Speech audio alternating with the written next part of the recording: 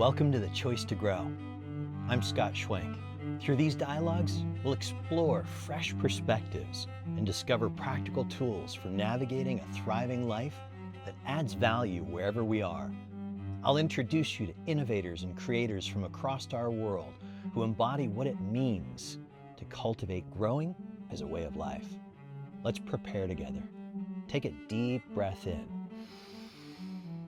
Hold the breath briefly as you soften your shoulders and soften the soles of your feet and palms of your hands. Then exhale like you're releasing tension and setting down a heavy burden from every cell.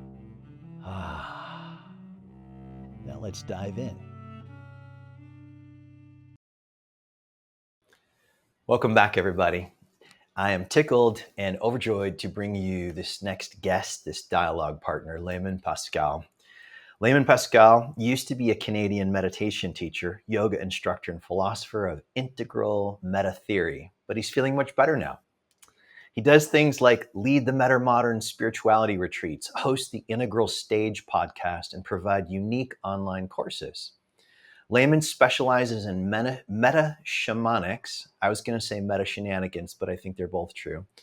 The metaphysics of adjacency, non-dualist theology, developmental theory, sacred naturalism, psychotechnologies, and cultivating human religious instincts suited to a postmodern civilization facing numerous accelerating and converging crises. Wow, that's a whole lot of words.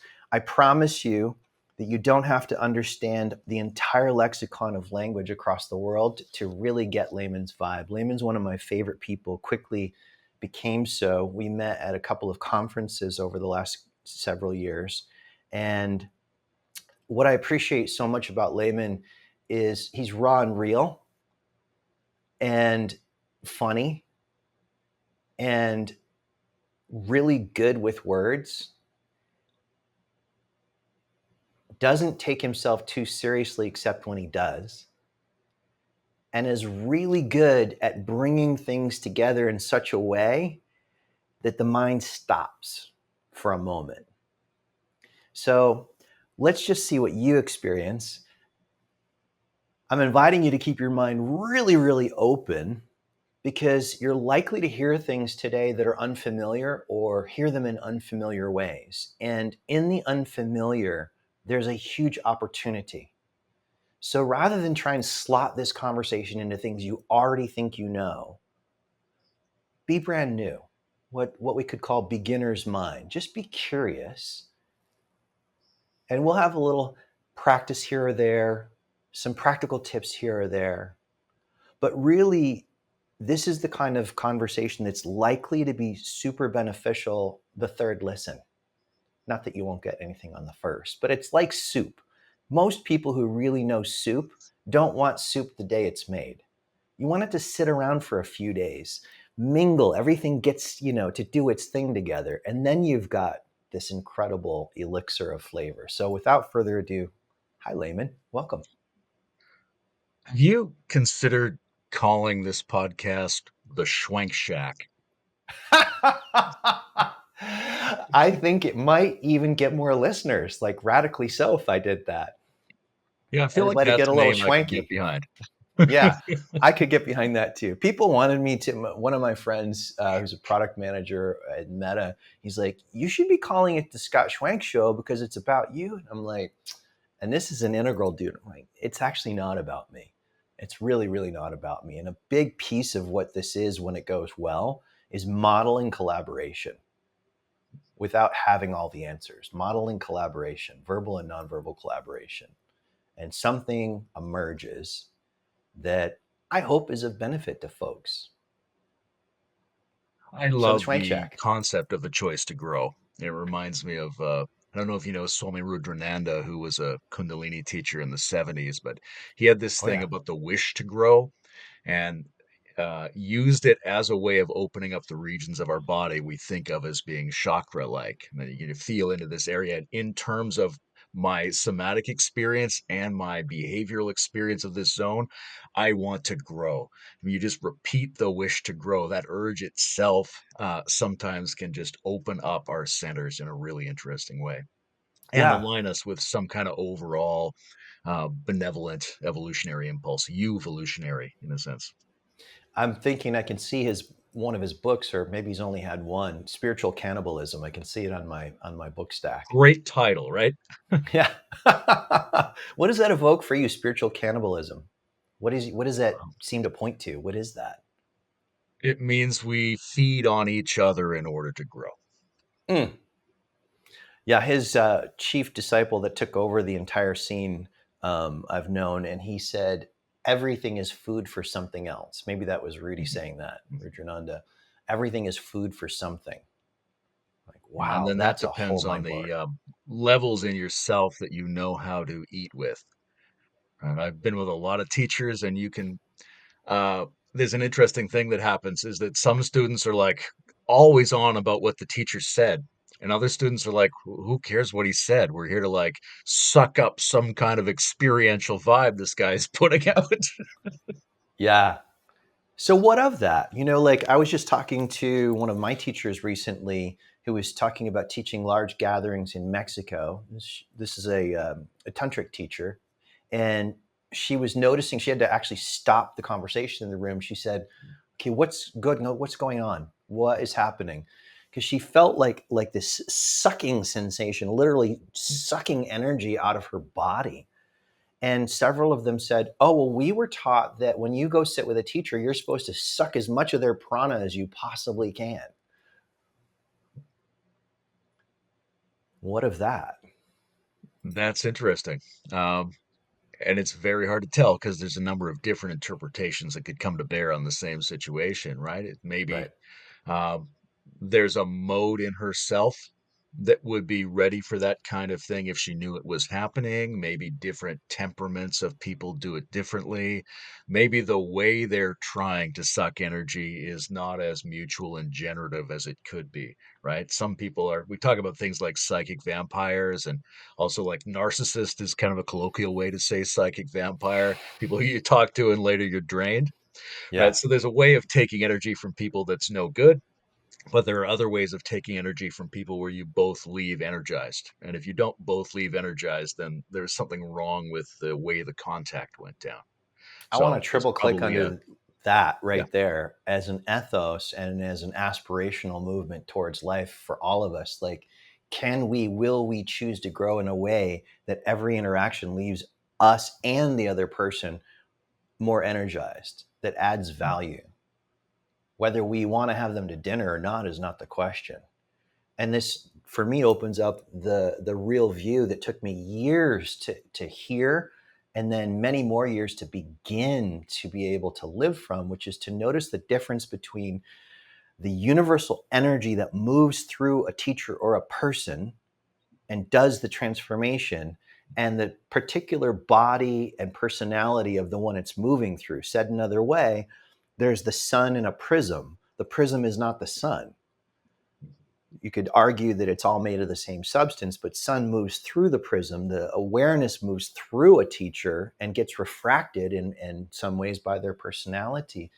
What of that? Like when we're talking about, I know you've encountered a lot of what are called crazy wisdom teachers. We don't know if they were crazy or if they were wise or some combination of both, like Chogyam Trungpa, Adi Da, Rudrananda. The list goes on and on and on and on and on, where there were teachers who employed ways of being in their personality or when they were on stage that were very confusing to people who had rather Catholic Orthodox views about how a teacher should look, sit, dress, eat, recreate, procreate, and so on. What about all that? It's an interesting thing. I think there's a big debate about whether crazy wisdom teacher is a valid functional category of spiritual transmission or not. And I think that debate exists because sometimes it is and sometimes it isn't. There seems to me to be a kind of organic function, which is if you are uh, accessing a full spectrum of your own energies, if you are dealing with complexities that might exceed the understanding of the people you're dealing with, if you have an artistic and protean nature, What's as I protean? would argue, shape shifting. Okay. And I would argue that the biosphere has that, so it's kind of a natural thing to be like that. That's going to catch people by surprise sometimes, right? It's going to feel like it's operating outside of some of their expectations because you're dealing with a natural, idiosyncratic, full spectrum, complex kind of phenomenon. So any box isn't quite going to handle it, and that leads to interesting developmental surprises that can be part of a valid, healthy teaching. But when Hmm. you start to get the idea and the identity of being a crazy wisdom teacher, right? Or you get the notion that I'm going to interfere with you for your own good, then it becomes very problematic. And even somebody who doesn't start out with that idea can acquire that idea if other people around them are feeding it back to them, like, oh, he's a crazy wisdom teacher. And so now you are thinking, oh, when I upset them, when I fuck with them, that's somehow for their own good, right? But now you're behaving like the average asshole on the street who is always interfering with other people and thinks it's helpful. So there's a very fine line. A lot of it has to do with whether you take on the identity and the intention of the disturbance, or whether it's more or less a spontaneous expression of your being, your understanding, and your love for the process of exchange.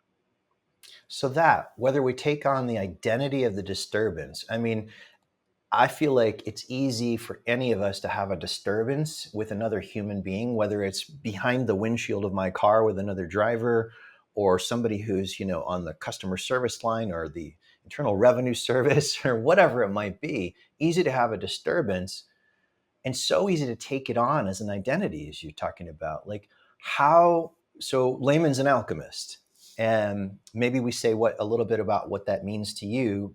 I understand enough about alchemy to be dangerous to myself, which is when we have a disturbance, that's like a lump of coal, a point A, and there's the capacity with these tools to go to turning the coal to diamond, or rather revealing its diamond like nature. But I notice if I take on, I become disturbed and stay in being disturbed, I'm not transforming anything. If anything, I'm just transmitting to the world around me, be disturbed with me.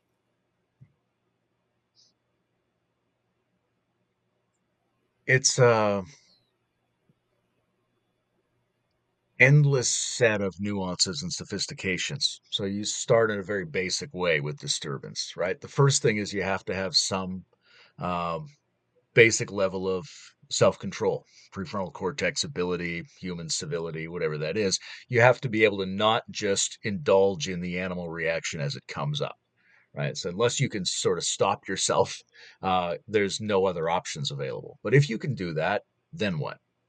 Then you can classically, very simple first place to start is in the somatic experience of the whole body, and you're like, Say what what what somatic are the is, just stimuli? for the people who are new. Somatic is like the inner experience of the body, right? Not the body seen from the outside as an object, but the lived experience of the body, all the stuff you sense, all the tingles and space and shit that's going on inside you. Okay, so I need to be able to be aware of my whole body and what's happening Yeah. So then sensorially. the disturbance is not just out there. It's actually happening somewhere in here. It's a specific kind of a thing. You're like, oh, I feel it in my chest, or I feel it throbbing in my belly, or I feel the clenching of my forehead. There's specific signifiers, right? So that becomes a place where you can relax a little bit and allow more elements of your body to start to go to work processing those energies. So that's already a fairly sophisticated place to be with this. And then you could add in tracking different aspects of it. For myself, one of the things, and coming out of some of the Gurdjieffian lineage, one of the most interesting things is, can you intentionally feel into the crux of the upset? Right?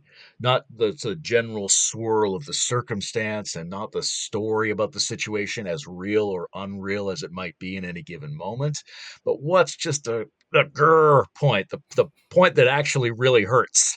And if you check that, you think, I've actually probably felt this exact same pain and upset before on multiple occasions. And in most cases, I tried to get away from it.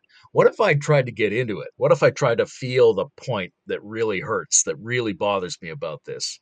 Because that point is a point where different competing parts of ourselves are strongly disagreeing. And if you can remain at that point, you become like a bridge between those competing parts. So they become more integrated, and you become more of like an inter self or a meta self, or the thing that exists between and beyond all of your parts. And then that thing can suck up that energy and make it into its own sort of extra body. I love, at least how I hear it, the simplicity of it. I notice the disturbance. I track where I'm feeling it in the body. I be with it. I be with it so fully that then what happens? Well, functionally, one of the things that happens is different systems are going to learn to coordinate more inside you in that moment. Phenomenologically, what happens is it becomes more interesting and it starts to smooth out, right? This thing, you don't think it's changing, but at some point, it still has all the same qualities, and now it feels smooth. Now it feels expansive. I had this thing. I don't really like to go to a lot of ordinary social events, but we went to my partner's kids' school graduation. And afterwards, we were driving home, and she said, I'm glad. Thank you for coming. That meant a lot to me. I hope you didn't hate it too much. And I said, Oh, I hated it a lot, but that's fine because I have a good strategy for dealing with things I hate. And she said, Well, what's that? I said, I just hate them. Right? But so it didn't take a different quality. I still have the same evaluation. I still don't like those circumstances. But the quality of that evaluation becomes more expansive and smoother, more conscious, more part of your general being rather than your reactive modality mode.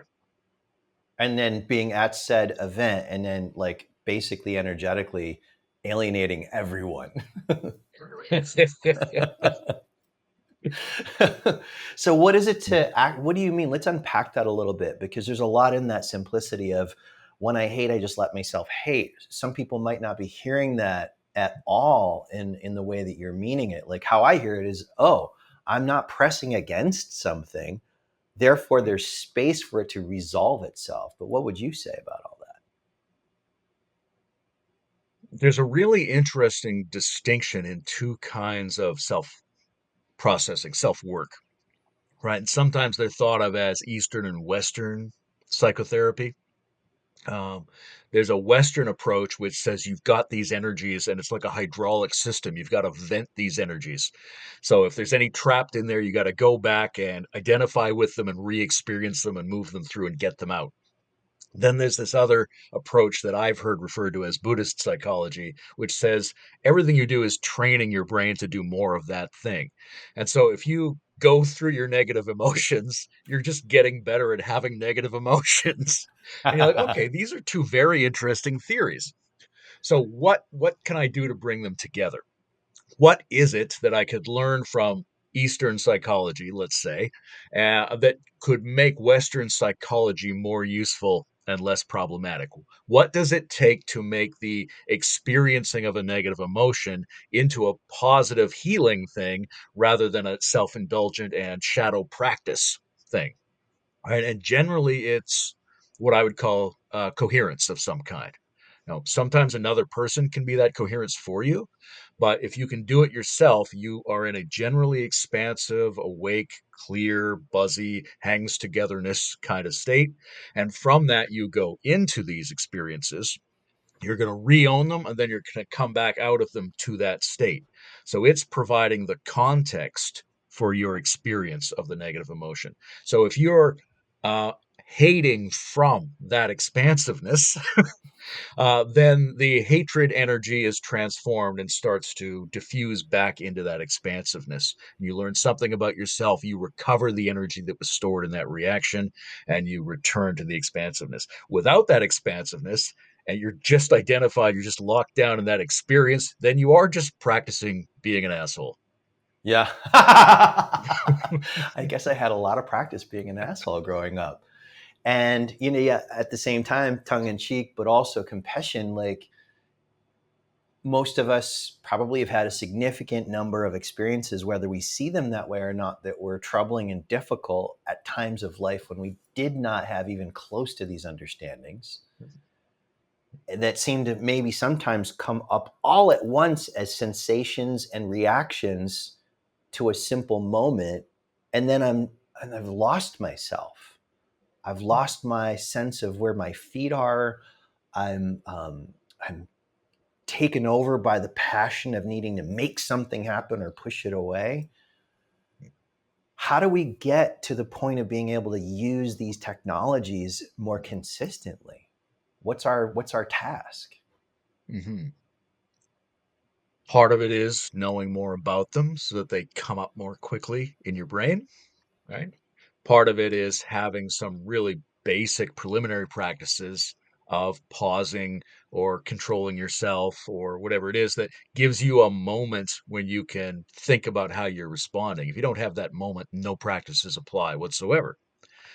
But this other thing that I've been hinting at in the last couple of remarks is about becoming a more deliberate participant in those energies, right? So if you go, hey, I am, my regular state, I'm reasonably conscious, and then something happens, I feel threatened, or I have a legitimate righteous point, or whatever it is, and I go into this mode of overwhelm and explosion, and maybe I say stupid things, maybe I wreck some stuff in my life, maybe I just feel burned out later, whatever it is, that seems like a weird exception. And then I go back to being regular me. So there's no conversation between these states, right? But if regular me, if my most coherent self gets interested in, tries to even intentionally occupy those states, then there's a bridge between my intentionality and these states, and they can begin to communicate more.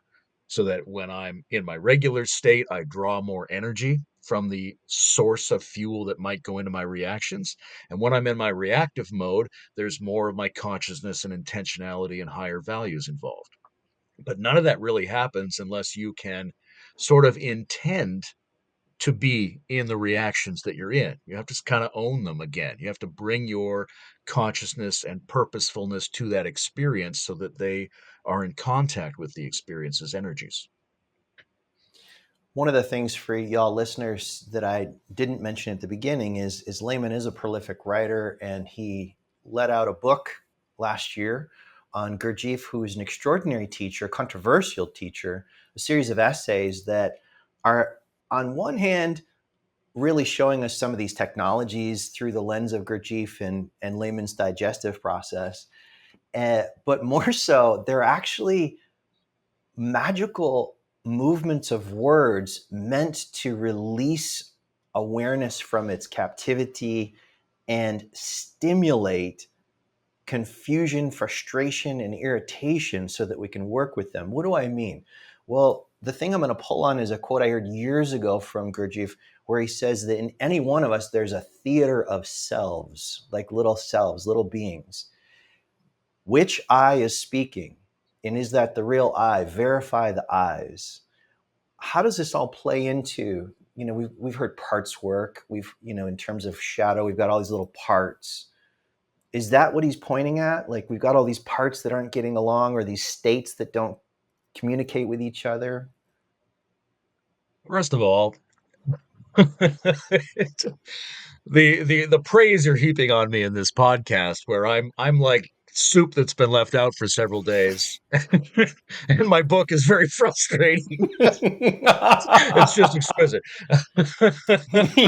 Now, Gurdjieff has this idea, which is much more common now than it was when he was writing, of the plurality of the self. Yeah. Right? There were these people. There was Robert Asaglioli and Gurdjieff in some early 20th century people who thought about this, and of course Freud, and of course the shamanic idea of different kinds of souls and animal spirits in us. So it goes way back. But really, in the last couple of decades, there's been a lot of philosophy and neuropsychology work on how we are an internal multiplicity, and that the sense of a single coherent self is largely an illusion that each part experiences when it temporarily takes over the system. So, in Gurdjieff's way of thinking, there are, on the one hand, any number of different subselves, like when you're doing creative parts work. There's all these different elements of yourself that can communicate better with each other, and that they're teamwork. The thing you want from a singular self is actually an enhanced quality of teamwork between your many parts. But there Pause are right some there. parts. Let's Oh, just let that land for a yeah. second. An enhanced quality of teamwork between your many selves or parts. An enhanced quality of teamwork between all my parts, my conscious, my subconscious, my preconscious, all of it. My big toe and my eyelid. And also, Yeah. your book isn't So, frustrating because of itself. It's more like there's a rigor in participating as a reader with it and not sitting back and expecting just basic Netflix entertainment of a sitcom. It requires me to actually see myself in ways that aren't necessarily flattering to my ego as I read, so that I can actually start to deal with possibilities. I did write it mostly to help Scott face his egotism. You're a giver. Checks in the Yeah, it's mail. an interesting idea because we have this traditional notion of like the one God who we read about in the book gave us all a soul. And then the society moves on a little bit, and it's like, oh, we don't believe that nonsense necessarily. We just believe that you're magically an individual, rational agent of the economy now. And you're like, well, that sounds awfully similar, right? So what we're seeing now in a pluralistic or like at least pluralistic mode of processing that we get from a lot of our new sciences and philosophers is this sense that really there's a whole bunch of different functions in you doing a lot of different things. And like the split brain studies do that, right? There's at least two personalities related to the two different brain hemispheres. You don't see it unless you cut them apart, but they were there sort of disagreeing and switching around the whole time. And the sense that you have of a coherent whole self is the degree to which those parts are functioning really well. They're cooperating well. They're doing internally what we hope to be able to do interpersonally with each other. So Mm, if you can get more of your parts on board and increase their degree of coordination, you get more of the positive experiences we used to call individual selfhood, but we don't have to call them that. That's a little bit too tight a framing. It's more expansive, more natural. It's an ecosystem of selves, but you can still get all those benefits. Those benefits come from the enhanced mutuality. enhanced mutuality. Yeah. So if I can have a real consistent practice where I get my parts to collaborate with one another, then I'm actually useful at so-called social change or architecting systems for the world that actually benefit without creating more problems. Yeah, that's Gurdjieff's conjecture for sure.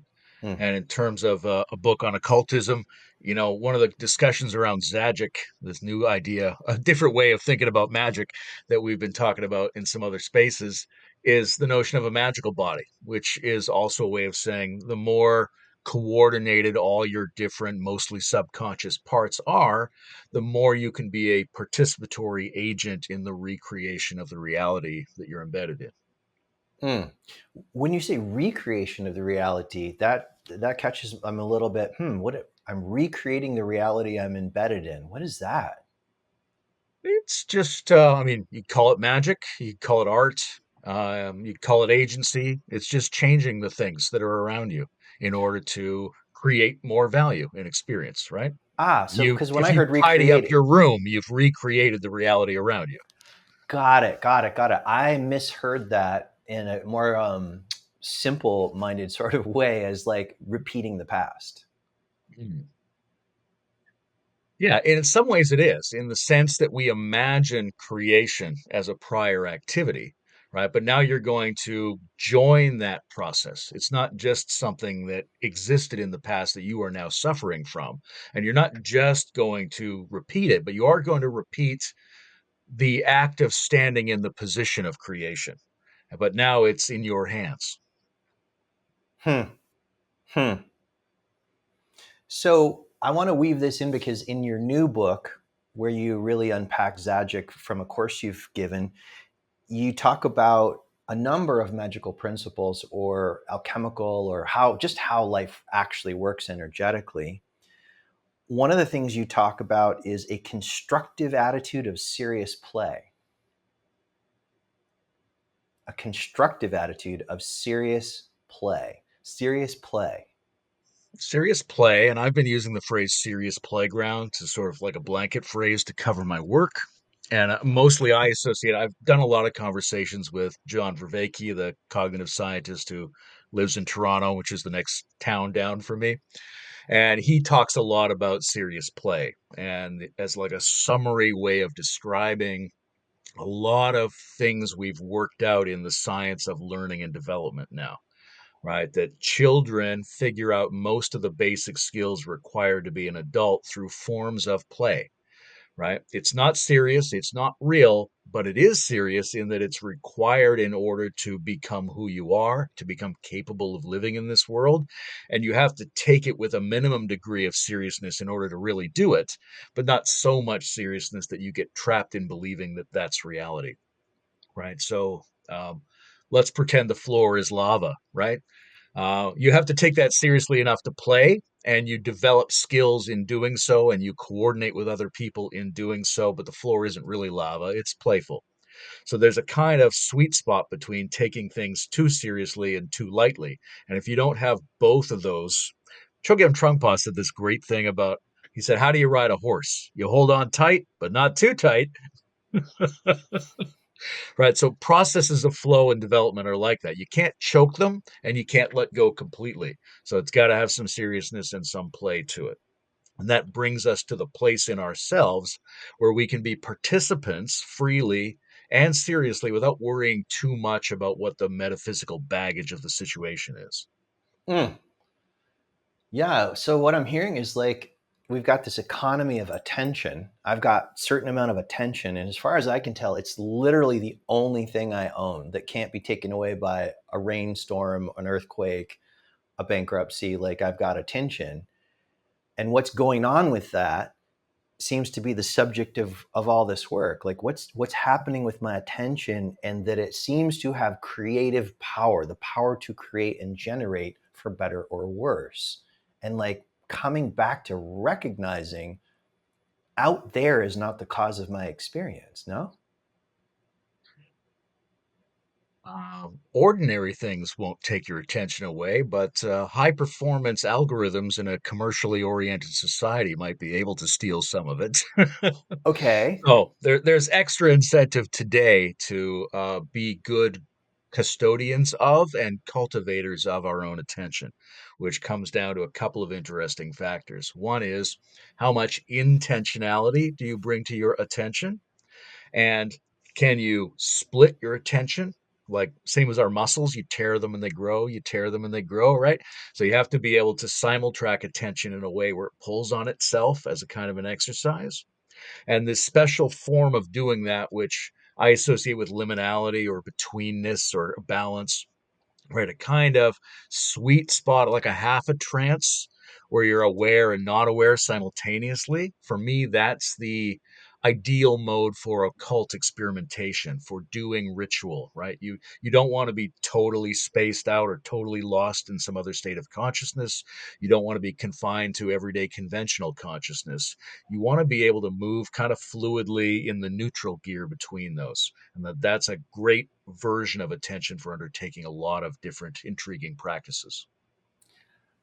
I've heard teachings about alchemy teachers of students creating ordeals for the student to go through, some sort of a difficult circumstance to solve for that student. It's difficult, that is set up to actually release capacities and awarenesses and dissolve obscurations. It seems to me that life does that all by itself for us, or the way we live it, and that the preliminary training, which was maybe the advanced training, is to actually be able to manage and regulate my own nervous system, just starting there, as opposed to every time something happens, I'm suddenly extra reactive. For individuals, life provides many opportunities to experiment with the ordeal. Um, for societies, there might be elements of shared ordeal that we do have to artistically craft in order to build a shared social field with each other. But individually, there's a set of prerequisite capacities for being able to make use of suffering properly. I wrote a Substack article a couple of months ago called Ordealology, which is to say there's a lot of ways to think about how negative experiences can be good for us, but they aren't automatically good for us, right? We know now from, say, sports medicine that you need stress in order to heal and organize your body. You can't just release stress and be relaxed. We also know that there's forms of psychological suffering necessary to organize your attention and grow as an individual. And there's post traumatic growth. There's all these different kinds of things. But you first need to be able to, one, have fairly good regulation of your nervous system, and two, have enough intentionality to be able to volunteer for these experiences. So one of the famous things is so-called exposure therapy, right? Exposure therapy means you agree to interact with something that you have a strong negative reaction, even a phobia towards, right? I'm terrified of spiders, but I'm willing to listen to somebody talk about spiders, or I'm willing to hold a plastic spider, or I'm willing to touch a spider lightly. And these can be really transformative for an individual in terms of freeing their energy and moving them ahead in their lives. But if you throw a spider on somebody who's terrified of a spider and they didn't agree to it, odds are you're going to re traumatize them and make it worse. Right. This fits into the Crazy critique of wisdom. crazy wisdom teachers as well. Right. There's a whole bunch of skill necessary to be a crazy wisdom teacher. So you're not just reinforcing egotism by attacking it. Just like we don't want to reinforce your fear by throwing something you're terrified at it. So the prerequisite is contextually, you agreed to do it so that your attention and your energy is available to the experiment of going through the ordeal. If you just put ordeals on someone, that's just sadism and misery and suffering. It's not transformative unless the intentional component of the being is involved in the process. Hmm. So I see a note I have here that's just perfectly this moment from your new book, Staying at the Edge of Normal Sense Making. That seems like a really important piece to unpack here about going from moment to moment in my life and actually experimenting with what we're talking about here, staying at the edge of normal sense making. Say a little more about that. There's two interesting components, as there are to any edgeness, because you don't want to go too far this way or too far this way. You're balancing something. So one is to be interested in, and in some ways we could say outthink your ordinary sense making. Here's what's reasonable to me, and here's the edge of what's reasonable to me. Here's a peculiarity. I keep my attention and my feeling alert to the boundary of what I can make sense of. There's always something at the edge of your awareness or your experience in every moment where you're not quite sure what it is, right? It might be the background context. It might be a peculiar object in your space. It might be the biggest unanswered question you've been facing lately. It's always Might just something be there that's, gas. yeah, could just be gas. So, one of the skills is to constantly be moving your attention towards something that's present but undetermined. And that's also a great way to go into a trance state, which I would argue is focused attention on an undetermined reality of some kind. What's that mean? An undetermined reality? That's for the new folks. Okay. Yeah. So Ian McGilchrist, who's done more than anybody to bring left brain, right brain talking back to science, he has this very interesting model about what the brains do in different animals, right down to the chicken, let's say. Right, the chicken has to be able to do two things. It has to be able to attack specific things like seeds and worms. So it's like, oh, that's a worm, I peck at it. It has half a brain to do that, but at the same time it doesn't want to get eaten by a hawk. So it has to have another half a brain that's just generally scanning for anything that might appear, and it doesn't know what that thing's going to be yet. So it's got a very open minded, undetermined half of its brain and a very specific focus and identify part of its brain. Now, what happens if you turn those to face each other and you make something that's a very specific focus on something that's not determined? This tends to create trance states in human beings when we do it symbolically, verbally, linguistically. So you see this in a lot of the way some politicians speak or the way some advertising is. Like, I want you to think of the most wonderful possible thing, something that's just for you, something that's really meaningful to your life. Now, we haven't specified what that is. It's completely open-ended, and yet I've asked you to focus on it. I've asked, right? It's hyper specificity about a thing that's completely undetermined. And if you repeat that a number of times, you go into an interesting, slightly spaced out state of mind, which is like the gateway to deeper trance states or to ritual activity, things like that. Why are trance So there's states that element to it. beneficial? Why are trance states beneficial and important for ritual activity and growth and awareness? Normal thing that any hypnotherapist will say is that everyone's in a trance state at all times. So it's not a matter of trance states or not, it's about which one you're in and is it applicable to your circumstance. If you want to participate in ritual or developmental practice, you're going to want a trance state that's more conducive to those. And those trance states are, um, imagine them at the center of a mandala, right? That you've got all these other modes of consciousness you could go into, but you want to be in the one that's free to move between them. And you want to be in that state, ideally, with other people who are in that state, so that you have the maximum number of shared possibilities for engagement and sense making. In the ritual, you don't know which sense making tunnel to go down. And so you're staying open to the widest set of them. And in some ways, that recapitulates, right, a child's experience of being new to the world. It triggers our ability to be learners through participatory process, which is what ritual is. Learners through participatory process. That sounds like life. Ideally, Yeah. Huh. What is initiation and who can there's give it? obviously formal, social, and spiritual initiations of various kinds, right?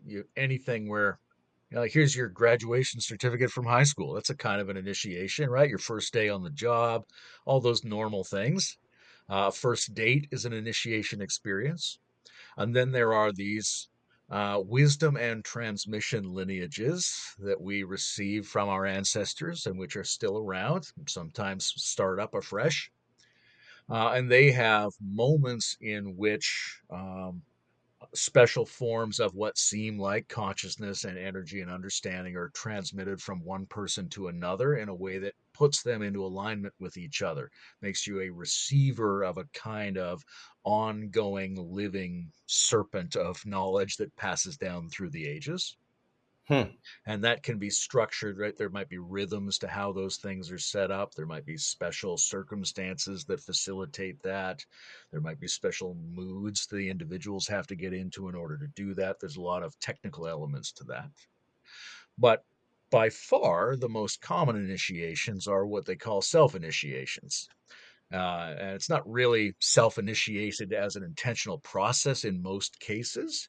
It's more just that it's a spontaneous emergence as the result of circumstance and practice and intention that a person's been going through for a while. I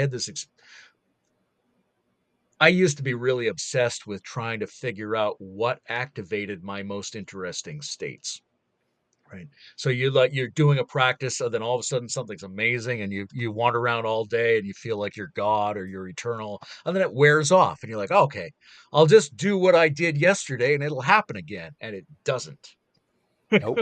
And I came up with this analogy, which was the 1 millionth customer. So you go down to the store, you open the door, ding ding, it rings. You go in, all of a sudden confetti and trumpets, and they give you like a free ham because you're the 1 millionth customer.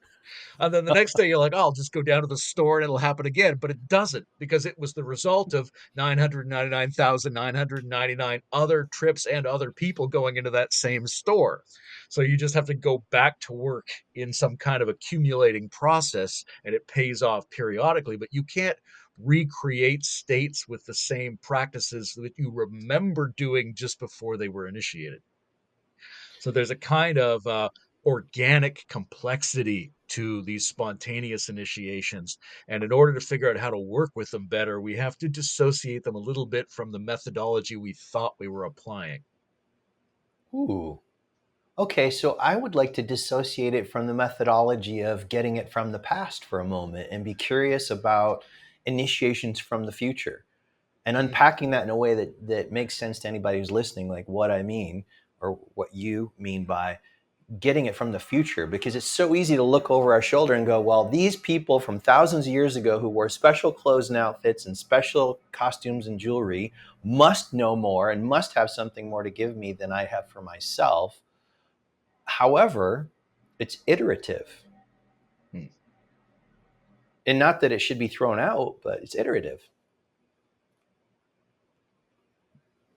There's interesting things about the past, right? One is you actually receive something. Another one is what you receive is generating something new, and maybe that's what they all did, right? I think that's part of esoteric and occult lineage being passed down is there were sometimes hundreds of years go between somebody who knew and the next person, right? And in that intervening time, you like sit in front of the Sphinx and go, what the hell is this about? You encounter the mystery and you regenerate the lineage from out of your encounter with the mystery. So I think that's happening from the past. When it comes to the future, we don't know what time is, right? We have guesses. We might watch a video on physics and hear terms like retrocausality, or maybe there's multiple time streams, or maybe classical time and quantum time are different, or maybe time's emergent from a computational process. There's a lot of weird stuff and we don't really know what it is, but the notion of receiving something from the future is participatorily and metaphorically meaningful to us. And I think it's a good way to think about being at the leading edge of what the universe is trying to do in your case, right? That there's a duty that we have toward our future selves, and there are qualities, whether they're really out there coming back toward us or whether we're projecting them based on being right at the leading edge of what's happening. It kind of doesn't matter. Those are just framings. But the idea is that by thinking those things, by having that orientation, we can access certain types or qualities of initiation that we might not be able to access when we're thinking about receiving it from the past. And certainly the past is tricky because we want to honor it and it's where the sources of our energy are. At the same time, species and ethnicity and family and all this stuff can often be a limitation or a trap for a lot of people or a sinkhole for their energy and their attention. So we need to be able to honor it in certain ways, but also let it go in other ways and become accessible to things that are, if not ontologically novel, at least novel in their instantiation in this moment of history in on this world, where we can like sense the living quality or what we project as the living quality of futures that are possible and align ourselves with those. I think I maybe I don't know exactly who listens to or watches this show, but my guess is a number of them know a kind of inner distinction between past sages and future sages. I think a lot of people have had glimpses or intuitions or dreams of that kind, and we want to be on good terms with both of them. Let's say. Yeah, the term that's coming up is a multisyllabic, but here it is: transtemporal. Mm, Transtemporal, like outside of time. I didn't think about it until this conversation. I've thought about the future a lot in terms of a way to move into expanded awareness beyond the familiar sense making and open to what could be possible. But it had like on a linearity, like the future, like there's only one, as opposed to infinite possible futures. And where I'm saying going to the future is just shorthand for saying I'm going beyond what I know. I'm becoming receptive to possibility. time is a really interesting thing to think about, especially in a developmental context, right? You hear people say something like, a dog only knows 30 seconds of reality kind of thing. He has this little window. That's not wholly correct, but it's an interesting way to think about it. And then there's human beings who just exist in this moment, or I'm just going to eat these chips because tomorrow, the me of tomorrow doesn't really exist for me right now. right? And then we go, well, then you get this big traditional civilization. There we have 6,000 years of time since the guy who wrote the magic book created the world, and pretty soon it will be destroyed. We got this big chunk. And then you get this modernism, and they're like, no, no, there's billions of years of time. And we have these clocks that measure seconds very precisely now. You're like, oh, that's pretty good. And then you get this kind of pluralistic time where they say, well, no, no, there might be several sorts of time happening simultaneously. Maybe it folds back on itself. Maybe it doesn't even exist. So this rich, uh, at least postmodern complexity of what time consists of, and then this next step of trying to make some kind of usable order out of that is extremely fascinating. I love the multimodal richness of what time could be, because each of the different variations makes a slightly different suggestion to us about how we hold our inner practice. Wow.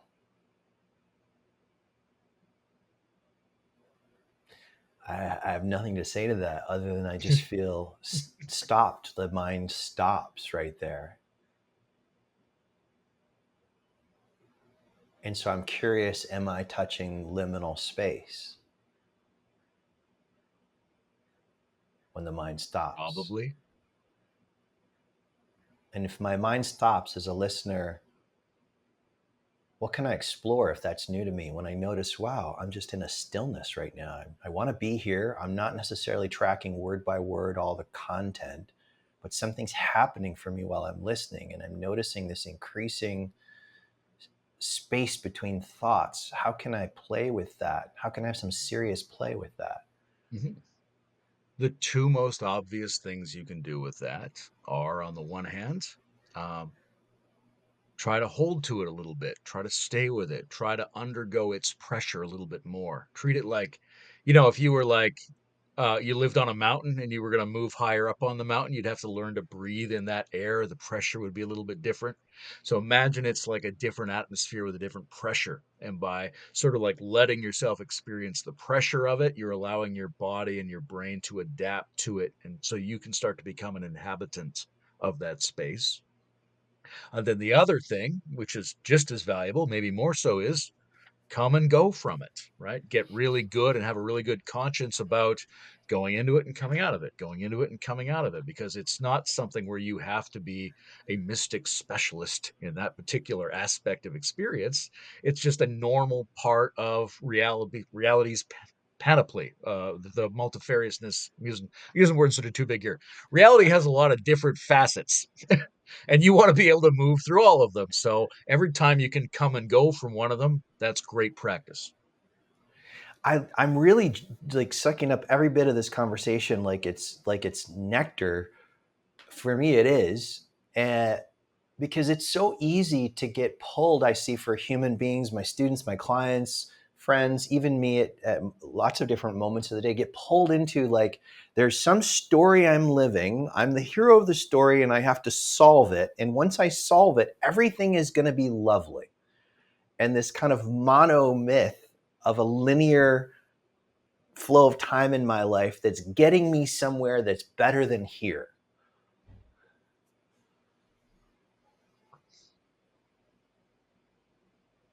I mean, the classic thing there is to just compare that feeling to the last 10,000 times you had that feeling, and did it work? Nope, not So once. it's got some explanatory deficits, let's say, to use that interpretation. Is there a pill for that? um, Or a cream?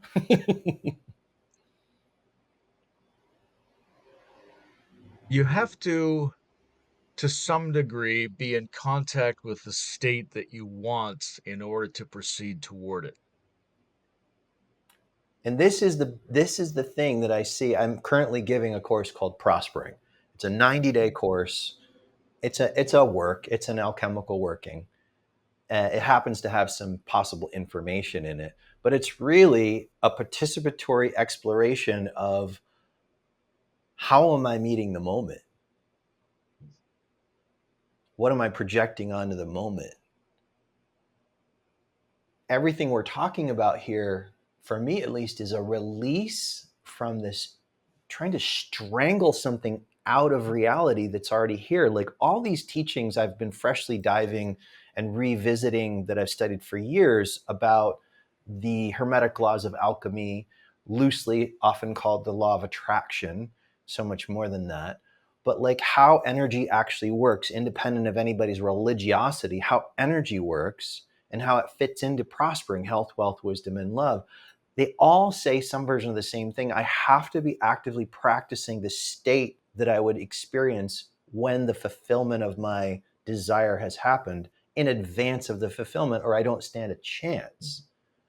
And for so many people, this is the kind of paradox that just has them throw their hands up and quit and go back to reacting. Thoughts?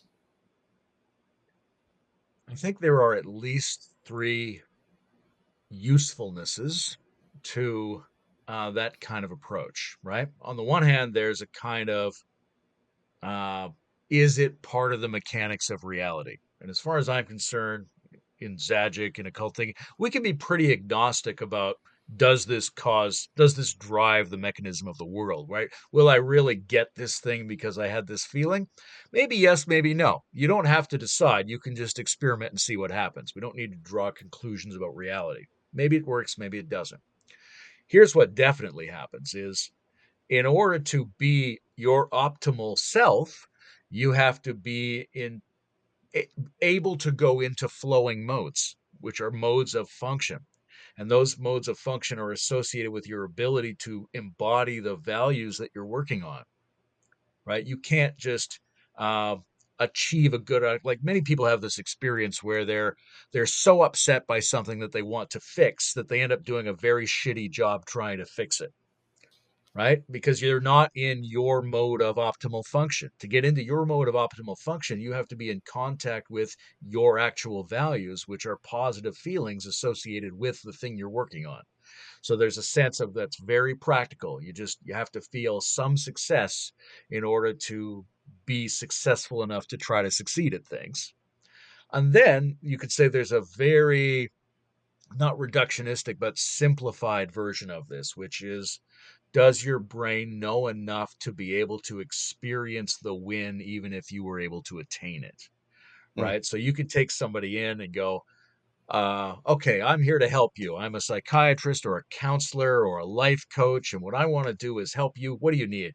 Right? Your life sucks and you need a car. I'm going to help you get that car. Then you get that car. Do you feel successful or not? Well, that's not necessarily dependent upon the car. It's dependent upon the car and your brain's ability to experience happiness, contentment, success, right? That's an actual skill to be able to move the electricity and the chemistry around in your system to feel that.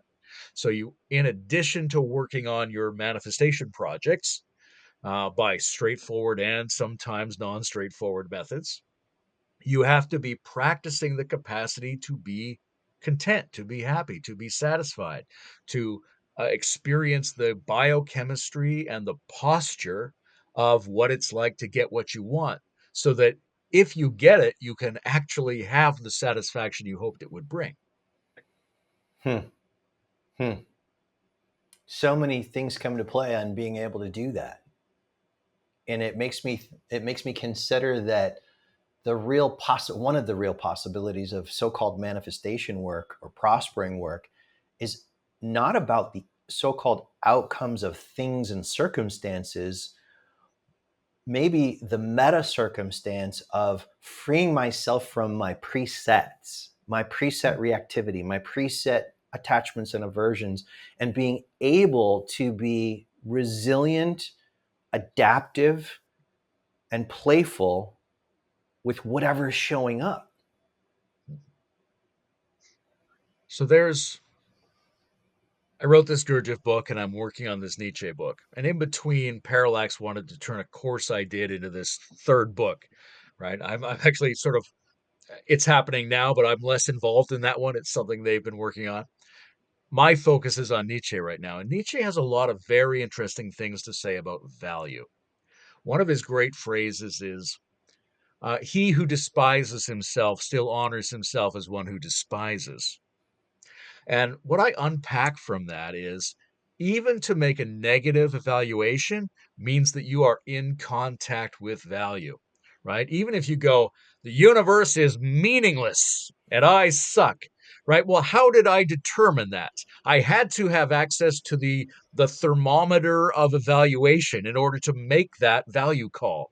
But if I'm in contact with the scale of value, that scale includes maximal value, right? I was trying to determine how much of maximal value this circumstance has, and I decided none. But that means I was able to compare it to my experience of maximal value, which I must therefore have right now. Therefore, I am currently, whether I can consciously access it or not, currently in contact with maximal value, right? And then, okay, if I've got that contact, how can I zero in on that with my attention? How can I demonstrate that with my body? How can I convert my heart and my thinking to be able to really be a version of that thing? Because I'm not just in a field of variable values seeking out something good. I'm actually beginning my experience as an evaluator from a position that touches absolute value, whether I know it or not. So that's a like background skill set we can practice. That sounds like all the practices of alchemy, where I have to recognize that I'm already in contact with the Mm. philosopher's stone. I have to recognize that everything I'm seeking is either already here or not existing. The The Vishwasar Tantra says, what is here is there, what is not here is nowhere. I grew up with these books that my grandmother left me that had a lot of images of alchemical notebooks from the Middle Ages in them. I love these images and the slogans that went with them. And one of the famous alchemical slogans is, you have to have some gold to make gold. Right? Different ways to take that. Right? One way is if you want to like draw in subtle energy from your breathing, you have to already have some subtle feeling of your body for that to mix with. Another way to think about it is if you want to access value, you have to already be in contact with value, right? Gold is a symbol of valuableness. I want valuable things. I want to have more valuable experience. But the part of me that gets that is a part that already knows what value is, already feels its current and sort of, let's say, everlasting access to value. I say everlasting because we can't see any moment in which we don't have it. I Hmm. know a lot of people who want to say now, like, value is implicit to reality. Maybe it's always there when you're there. If it's there when you're not there, we don't know. But it's definitely always there when you're there. One of my colleagues, wonderful female practitioner and teacher of Sri Vidya Tantra, years ago we talk all the time about, the ease, the love, the difficulty of teaching and being a student and all the things. And she was very clear, she is very clear as a teacher, that any inner workings are about confronting our value system. Does that feel true to you too? More or less, right? There's a lot of variation in what confronting your value system might mean. But there's a kind of participation and alignment and existential contentment that are necessary in order to make any progress as a being, in my experience. Right? Even if we look at, like, there's kind of two basic methods of meditation. Uh, Shamtha and Vipassana, the Buddhists would say, in various pronunciations of those words. Right? One is you're going to intentionally focus on something in order to get the results of focus. Great. The other way is you're going to deal with whatever is arising through the intercession of a particular insight. Whatever comes up, I'm going to see that it's temporary or that it has component parts or that I have some role in creating its limiting qualities or whatever it is. So, one of the things that seems to be involved in that sort, that Vipassana like meditation style, where you confront whatever is arising, is that you discern what your actual values are relative to what that thing is. And when you become clear about what's valuable to you in what's arising in any moment, that thing tends to dissipate or decontract or release. And it gives you this little moment, and then you go on to the next one.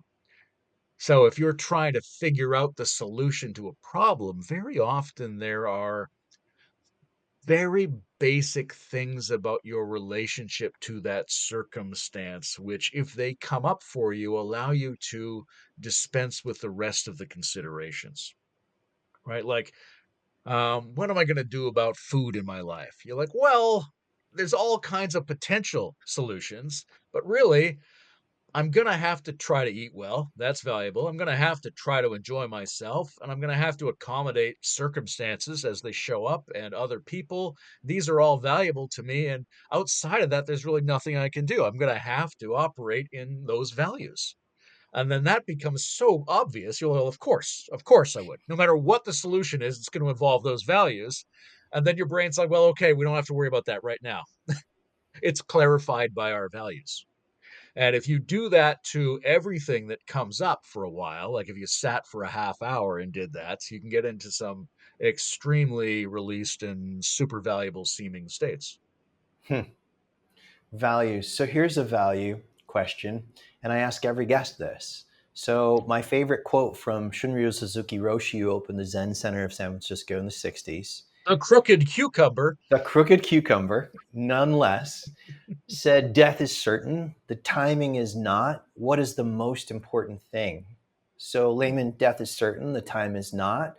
For you, what is the most important thing?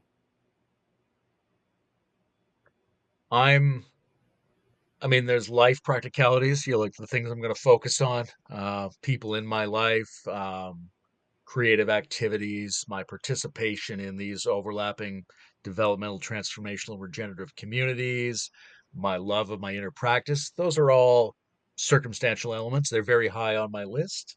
But there's also an abstract component, which is the most valuable thing is the most valuable thing, right? Like, meaningfulness is more meaningful than any kind of meaning you could come up with. Value itself is more valuable than any of your values. And so for me, there's a certain desire to existentially relate very intimately to value itself, let's say, right? And if I only had a limited amount of time and or an uncertain amount of time, I would want to make sure that I'm very intentionally and persistently related to the fact of value itself. Mm, What do you see that bringing into your life and the lives of people you care about as you're actually doing it? Hmm.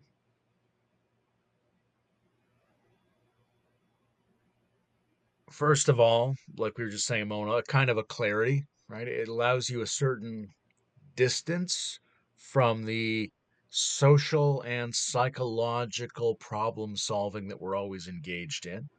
Because in addition to the values that are at stake in the various conundrums of life, there's also value itself. And that allows you to, if you can feel it, depressurize the seriousness of those issues so that you can approach them in a manner of creative flow, of serious play, not necessarily as life and death, even though you do have to seriously devote yourself to the responsibilities of the world.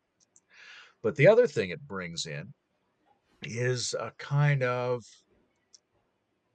existential satisfaction that is self evidently enjoyable and allows me to show up with my loved ones as somebody who's more or less a benign and enjoyable presence in their lives and encourages them to have similar feelings.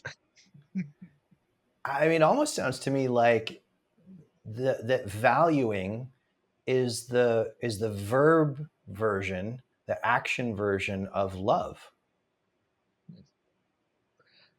Now, there's a lot of language games we could play. When you say value, it sounds more like you're in the philosophical discourse. If you say love, you go into more interpersonal or religious discourses.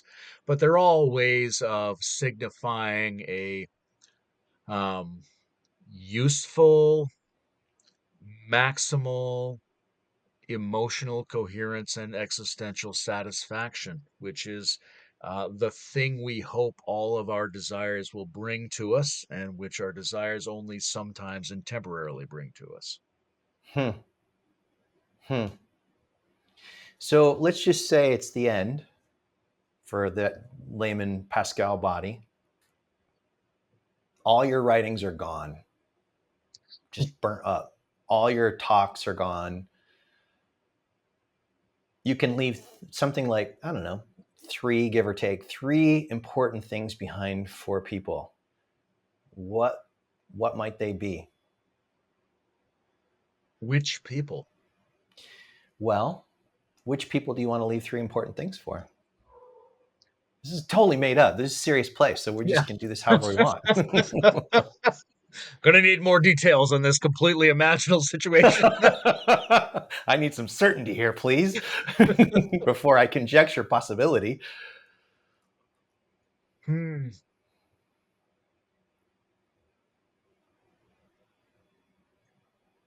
I don't really think about it in that way, right? I feel Yeah. like what I can do is endlessly produce from where I'm at. And those productions will all have a lifespan in the world. But I don't need to try to figure out what specifically I want to leave behind. I need to keep moving forward and keep outputting. And then whatever happens with those are out of my hands at that time. I hear it there again, the same thing with value. You know, what I'm noticing, see if I can put this into words, is through circumstance, accident, and direct practice and lots of serious play, you've basically made this movement from getting caught in a linear time frame of making things happen to have some sort of an experience to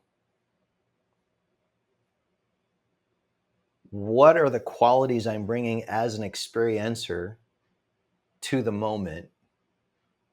And that's where I'm going to put my attention more than output, products, books, numbers of students, podcast listeners. I keep coming back again and again. I'm valuing something that can hold all of those things and participate with all of those things and shape how I participate with things, events.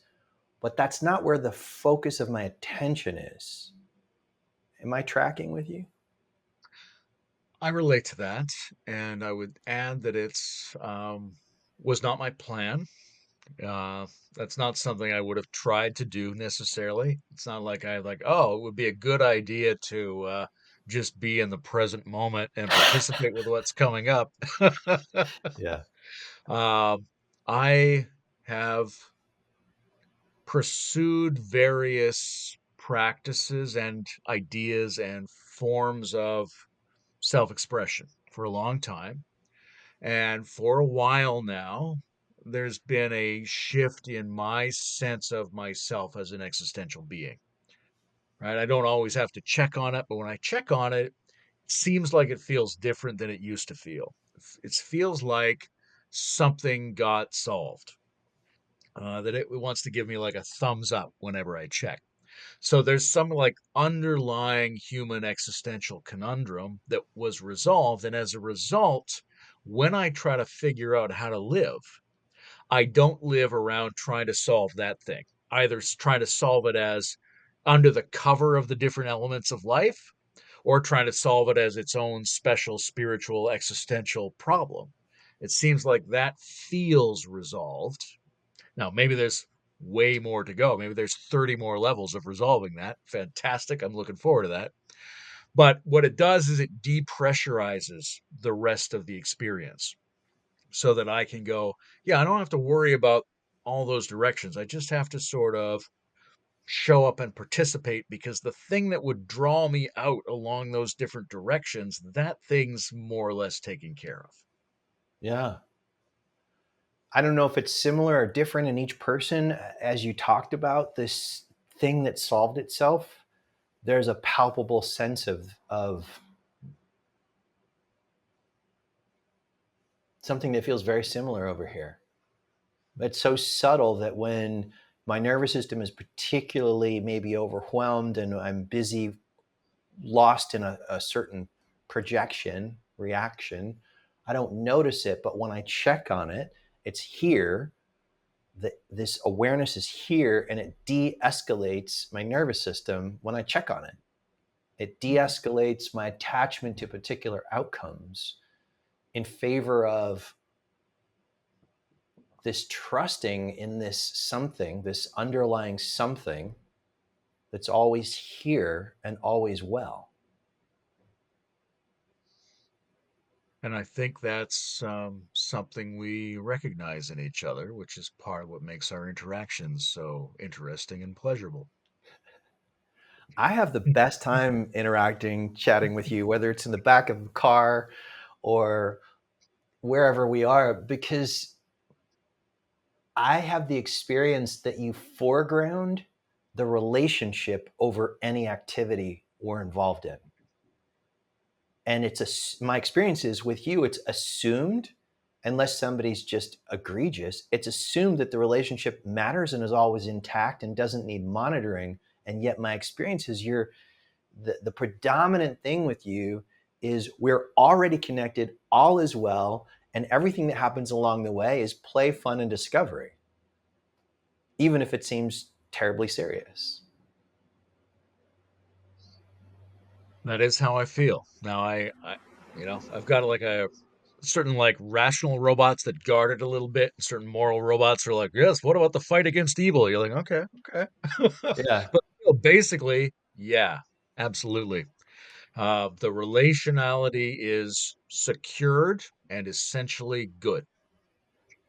So, what about the fight against so called evil? You know, we live at a time when there's lots of fingers that could be pointed depending on one's experience of the moment, whether it's a political leader, whether it's a whole party, whether it's a whole country or an industry. It seems like if we look for things to point at, the list would never stop. And yet it does seem like wherever we might be, like in my particular state or city, there's some egregious something that seems to need to be taken care of for the better good of humans surviving, planet surviving. How do we confront things that really through contemplation we're like, no, this really would be beneficial if this transformed? How do I participate in that transformation without trying to get caught back up into something should or shouldn't be? But like, how do I become a useful participant in the transformation of larger systems than just my own body mind? Well, first of all, I think a lot of it has to do with the what we might call the development of our line of moral intelligence, right? Like the transformation of that aspect of ourselves, and in the Gurdjieffian language, like intentionally suffering from that stuff is a good idea. But intentionally, not just casually suffering, not watching the news and going, oh my God, but sitting down and going, all right, I'm going to really let this hurt me for a while, taking it on board. There's that. I think it's very important to, I think, streamline the process in a way, right? In an age where there's algorithmic attention hacking, when people are getting paid for trying to get you to feel morally engaged, you have to be super cautious about what's actually your moral engagement, which is to say, where do you really have leverage? That's where you have participation in the good evils thing, right? Things you've just heard about that other people are very upset about and want you to have feelings about, that's not necessarily where good and evil shows up in your life, right? It's where you actually could do something, not just that it's a situation you should have an opinion about. So we have to, I think, offload a lot of other stuff that we're asked to pretend to have moral feelings about so that we can focus on the areas where we're actual participatory moral agents. And then in those areas, there's the fight against evil and the production of the good. And every individual might have a slightly different leaning in that regard, but we have to, wherever possible, undertake those actions.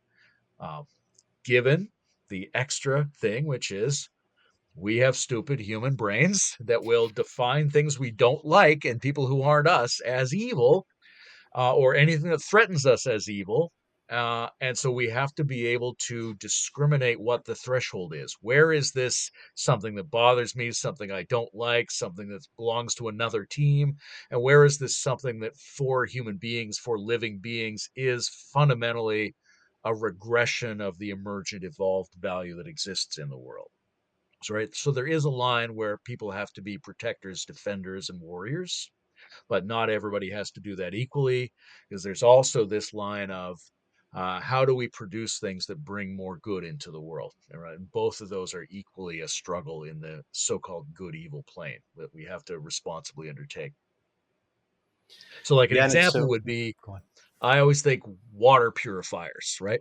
Technology is interesting. You could say it's neutral, but there's some that's more harm than good. There's some that's more good than harm. Every water purifier, more or less, makes the world a better place. More or So you less. can be like, okay, I'm not going to fight evil. I'm going to make water purifiers. But that is in that context of being of service to the advancement of good and the retardation of evil in the cosmos. Hmm. Hmm. So much here I'm going to be contemplating, particularly at this moment. We just had massive protests across the world this Hmm. weekend. And I'm remembering the protests during the Black Lives Movement, Black Lives Matters movement, that is still happening and still important, and other things around the world, the Arab Spring. There's a view that's like, if I'm simply protesting in the way that I'm saying no to something, I'm actually giving it energy, the thing I don't like. So if I rewind this entire conversation and I replay the kind of key notes of it for myself, I go, all right, I've got to be in touch with the gold on the other side of the thing I'm protesting. Otherwise, my Hmm. protesting is just adding noise and more Hmm. energy to what I don't want for myself and people. Thoughts? In specific circumstances, it may be that a negative valence stance is the absolutely necessary thing, right? You got to drive off someone who's a threat to things that you care about. Okay. But beyond that circumstance, there is a problem of getting too involved in the negation. And the negation tends to drive you to expressions that might represent improvement, but don't necessarily cause improvement. And then that leads to a whole set of complicated ideological critiques, which is like, does protesting do anything? Or does the system as it is want you to express your values because it knows that doesn't do anything? Or all these kind of complications. But there is this element, like you say, that we've been looking at throughout this conversation, which is how do you work with, work toward, and begin with the positive qualities, the values, the satisfactions that you're after? And when it comes to a lot of socio political and human affairs, for me, a lot of that is the exquisite pleasure and possibility of mutual recognition between humans, right? That there's something gorgeous about humanism per se, right? I'm not just trying to correct an imbalance in the systems. I'm not just trying to repair a historical horror of some kind. I'm not just trying to fix a problem in the dominant socio-political administration. What I'm trying to do is accomplish that for the sake of a very beautiful thing about complex human beings that I feel in myself and I feel in others, regardless of what type of human being they are, and that I require our systems to foreground and support and encourage because of how much I love that thing. Mm, So, like that, right? Bringing that value forward. The reason I'm doing this is because there's something I love, not just something I hate. that, that. There's something I love, not just something I hate. And can I be focused on and interested in and organized around nourishing the thing that I love to be further born into forms that people can interact with? Like what wants to be born, what could be born. We live at a time when we've got countless humans all over the place, over 8 billion.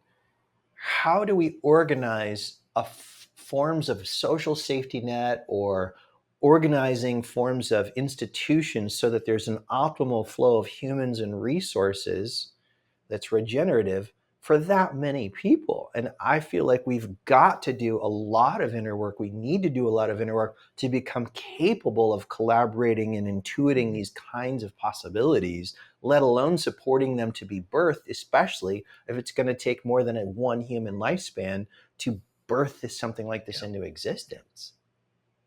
And there is a special role, let's say, for people who, uh, there's all this language around developmentalism, around complexity and nuance and these different sort of gradations of the human being. And that has utility in some areas and it can be problematic in other areas.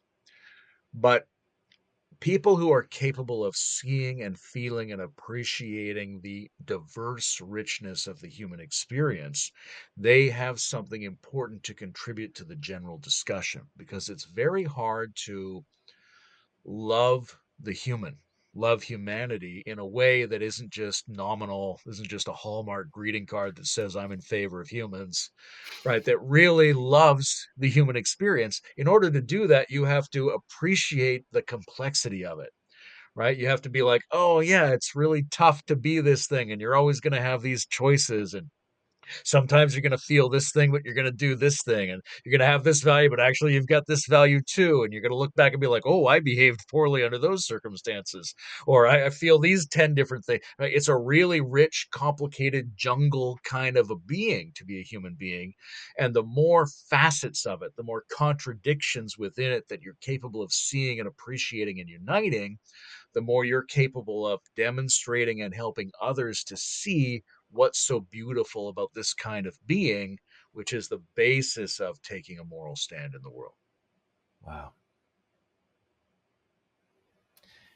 That feels like a good place to move towards completing this particular dialogue.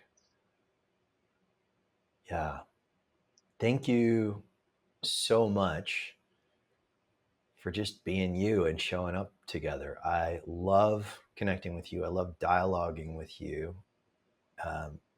The playful seriousness, and especially the way Bohm describes dialogue as discovering together. Like when I'm with you, I feel there's so much room and encouragement to discover together. Even though you're very passionate and clear about the things you share, I always feel so much room that there's another or many other points of view possible and welcomed. So thank you. Yeah, it's a pleasure to be here with you. All our interactions are wonderful, and I look forward to coming back and talking with you again when this has been renamed the Schwenk Shack. Well, the big question is, will there be French fries at the Schwenk Shack? This is the big question. And will they be, served with aioli or ketchup? But that's another discussion for another day. Yeah, we'll table that one for now. I have For some now. opinions on that, but I'm going to leave a lot of space around it. Excellent. So, listeners, as you've been listening for a while to these episodes or not, we take the end to be together and just be in silence. Like you heard in my voice in the entry, you can soften the soles of your feet and the palms of your hands like you're opening fists with your mind, and just let the exhales become long and sweet and longer and sweeter. And we'll be together in silence together. Part of this is for my editor. Part of this is because it's actually sweet to explore being together without having to fill the space with objects and words.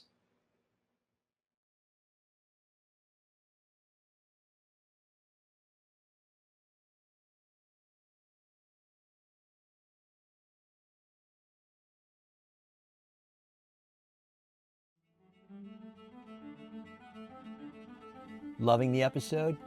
Click to follow, like, and share it as widely as possible. Want to go deeper with the choice to grow? Explore the show notes. You'll find links there for going deeper with our guests, as well as how to work with me in the work of waking up, growing up, cleaning up, and showing up. Thanks for listening. Can't wait to join you in the next episode.